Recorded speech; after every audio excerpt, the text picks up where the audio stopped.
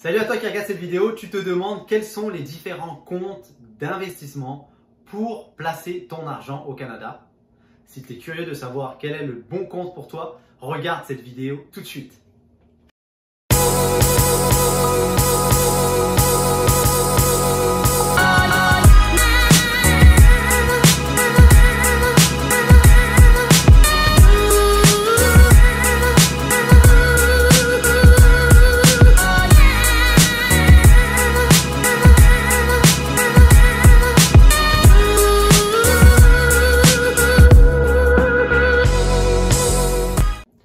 Salut à toi, ici Falacon du blog Réussir au Canada où dans cette vidéo, je vais t'expliquer quels sont les différents comptes d'investissement. Quand tu es immigrant francophone au Canada et que tu vois les comptes CELI, REER, RESP, RE, les comptes non enregistrés, etc. Après, tu es confondu dans les fonds mutuels, etc. Tu te demandes quel compte je dois choisir. Ok?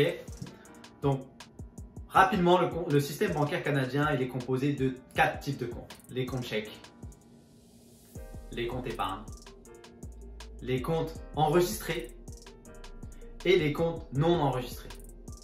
Alors, les comptes chèques, on n'en parle pas, c'est tout ce qui est transactions quotidiennes, etc. Les comptes épargne aussi, on ne va pas en parler parce que c'est juste tu déposes ton argent. Personnellement, je l'utilise pour le fonds d'urgence et tu es rémunéré à 0,5%. Ce dont on va discuter, ce sont les comptes non enregistrés et les comptes enregistrés. En commençant par les comptes enregistrés, qu'est-ce qu'on a? Le CELI, le REER et le compte éducation. C'est à l'intérieur de ces comptes que tu dois commencer tes investissements. Alors quand je parle d'investissement ici, c'est tout ce qui est investissement, par exemple type fonds mutuels, index, actions, obligations. D'accord? Tu peux après, avec d'autres techniques derrière, utiliser ces investissements pour de l'immobilier, mais là, restons simples.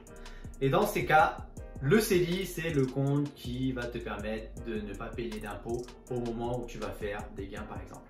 Le compte REER, c'est bien parce que ça va te réduire tes impôts maintenant, mais tu vas payer tes impôts seulement au moment où tu vas les retirer.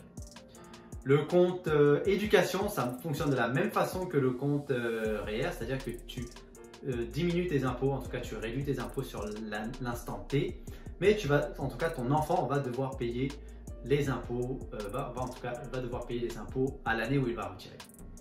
Donc ça, moi ce que je te recommande, c'est déjà de maximiser ton TFSA. Ensuite, commence à te poser la question, est-ce que le compte REER ça vaut le coup ou pas, et le compte RE seulement si tu as une éducation. Si ça ne vaut pas le coup, tu peux switcher directement au compte non enregistré. Et c'est quoi la différence avec un compte non enregistré? C'est que le gouvernement, entre guillemets, l'Agence du revenu du Canada, n'est pas au courant, entre guillemets, de ce que tu fais. D'accord? En réalité, quand je dis ils ne sont pas au courant, c'est qu'il n'y a pas de limite de cotisation, il n'y a pas de limite de retrait. Ok?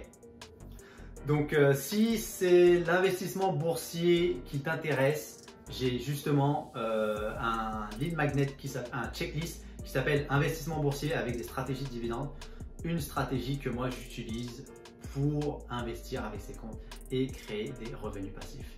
Donc, trouve le lien ci-dessous pour télécharger cette checklist et accéder à ta liberté financière.